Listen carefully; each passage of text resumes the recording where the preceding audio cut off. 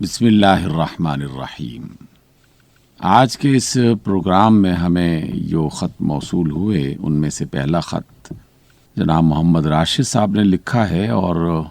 انہوں نے اپنے مقام کا ذکر نہیں کیا۔ یہ پوچھتے ہیں کہ رسول اللہ صلی اللہ علیہ وسلم نے کن علاقوں اور ممالک کی طرف خطوط بھیجے تھے، اس کی وضاحت فرما دیجیے۔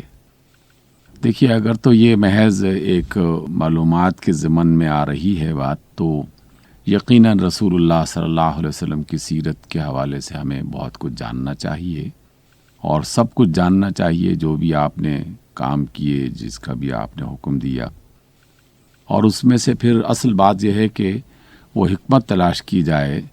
کہ جس بنا پر آپ صلی اللہ علیہ وسلم سے اللہ تعالیٰ نے یہ کام کروائے۔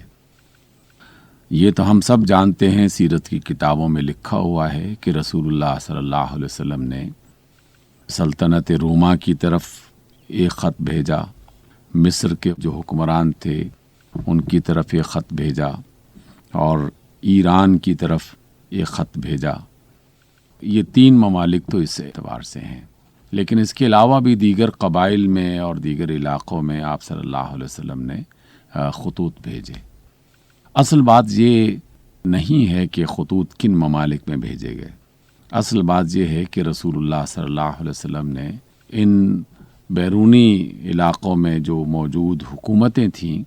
انہیں یہ خطوط کیوں لکھے۔ ان خطوط سے یہ پتہ چلتا ہے کہ رسول اللہ صلی اللہ علیہ وسلم کو صرف جزیرے عرب میں ایک رسول بنا کے نہیں بھیجا گیا تھا، اور آپ کی تعلیمات صرف یہ نہیں تھیں کہ انفرادی اعتبار سے جو عربی زبان بولنے والے ہیں وہ اللہ کی توحید کا اقرار کر لیں اور دین اسلام کو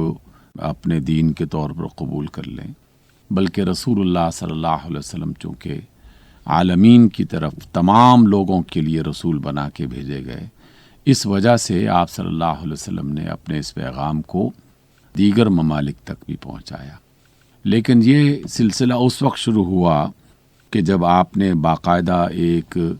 اسلامی ریاست کو قائم کر دیا، مدینہ منورہ کا انتخاب کیا گیا جو پہلے یثرب تھا، لیکن اس سے کوئی شخص انکار نہیں کر سکتا، اور جو لوگ اس سے پہلے اور آج بھی یہ غلط فہمی پھیلا رہے ہیں اور پیدا کر رہے ہیں کہ دین اسلام کا حکومت سے کوئی تعلق نہیں ہوتا اور مملکت سے اور سلطنت سے کوئی تعلق نہیں ہوتا، تو رسول اللہ صلی اللہ علیہ وسلم کی اتنی بڑی سنت کو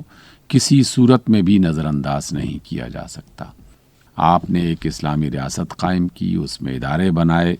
اس کے نظام کو مکمل کیا، اس میں قوانین باقاعدہ بنائے گئے، ان کو نافذ کیا،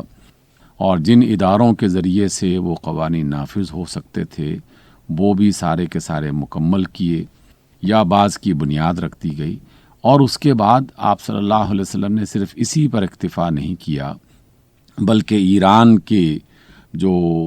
حکمران تھے انہیں اللہ کے رسول نے دین اسلام کی دعوت دی، جو اس وقت کی ایک سپر پاور تھی، بہت بڑی سلطنت، بہت سارے دیگر ممالک اور قومیں اور علاقے وہ ان کے باجگزار تھے۔ اور دوسری بڑی سپر پاور وہ سلطنت روما کی تھی، جس کے زیر اثر بہت سارے ممالک، بہت سارے قبیلے اور قومیں وہ موجود تھیں۔ تو یہ بات بذات خود بتا رہی ہے کہ دین اسلام صرف ایک علاقے کے لیے یا چند لوگوں کے لیے یا کسی ایک زبان بولنے والے افراد کے لیے دنیا میں نہیں بھیجا گیا، بلکہ اسے دنیا بھر پر اللہ کے پیغام کو پہنچانے اور اس کے سسٹم کو، اس کے نظام کو، اس کے قوانین کو نافذ کرنے کے لیے باقاعدہ ایک ترتیب بنائی گئی، اور اسی ترتیب سے رسول اللہ صلی اللہ علیہ وسلم کی سیرت ہمیں رہنمائی کرتی ہے۔ اس میں جب آپ نے یہ سوال کیا تو تاریخ اور سیرت کی کتابوں میں یہ بات موجود ہے کہ مصر کے بادشاہ نے بھی اس خط کا استقبال کیا، اور اس سے جو پیغامبر تھا یعنی پیغام لے جانے والا، اس کو اچھے طریقے سے باقاعدہ استقبال کیا گیا، اس کو قبول کیا گیا، اور خط کے بارے میں کوئی منفی رویہ ان کا نہیں تھا۔ اسی طرح روما کی حکومت جو تھی، وہاں کے بادشاہ نے بھی رسول اللہ صلی اللہ علیہ وسلم کے بارے میں مزید معلومات حاصل کی اور اس خط لانے والے کے ساتھ اچھا سلوک کیا. کچھ تحائف باقاعدہ رسول اللہ صلی اللہ علیہ وسلم کی خدمت میں پیش کیے. ایران کا جو بادشاہ تھا اس نے رسول اللہ صلی اللہ علیہ وسلم کے اس خط کو نہ صرف پھاڑا بلکہ بدتمیزی بھی کی، اور رسول اللہ صلی اللہ علیہ وسلم نے اس کے جواب میں باقاعدہ یہ بددعا دی اس ایران کے بادشاہ کے لیے کہ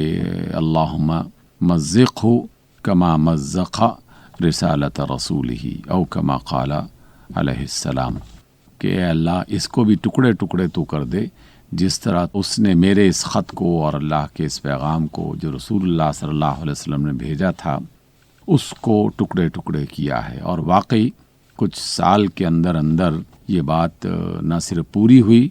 بلکہ لوگوں نے دیکھا کہ جو سلطنت ایران تھی اور اس کے بعد پھر سلطنت روما بھی اس کا حصہ بن گئی کہ اللہ تعالیٰ نے ایران کی حکومت کو ٹکڑے ٹکڑے کر دیا. جنہوں نے رسول اللہ صلی اللہ علیہ وسلم کی بے حرمتی کی تھی اور آپ کے خط کا احترام نہیں کیا تھا، آپ کے پیغام کو قبول کرنا یا نہ قبول کرنا یقیناً یہ انہیں آزادی تھی. جیسے مصر کے حکمران نے اگرچہ آپ کے پیغام کو قبول نہیں کیا لیکن کوئی ایسی گستاخی نہیں کی، کوئی ایسی بدتمیزی نہیں کی. اور سلطنت روما کے جو بادشاہ تھے قیصر روم، اس نے بھی کوئی ایسی بدتمیزی نہیں کی، اور اگرچہ اس نے اسلام قبول نہیں کیا. تو دنیا میں اللہ کا پیغام پہنچانے کا رسول اللہ صلی اللہ علیہ وسلم نے جو طریقہ اختیار کیا وہ بالکل واضح ہے. اس لیے اہل ایمان پر یہ ذمہ داری بنتی ہے کہ وہ اللہ اور اس کے رسول صلی اللہ علیہ وسلم کے پیغام کو نہ صرف خود قبول کریں بلکہ اس پر عمل کریں، اور اس کے ساتھ ساتھ دیگر جو قومیں، قبائل، علاقے، مختلف زبانیں بولنے والے افراد، مختلف جو نظام ہائے حکومت ہیں، ان میں جو بھی موجود ہوں ان تک اللہ کے رسول صلی اللہ علیہ وسلم کے اس پیغام کو پہنچانے کا اہتمام کریں.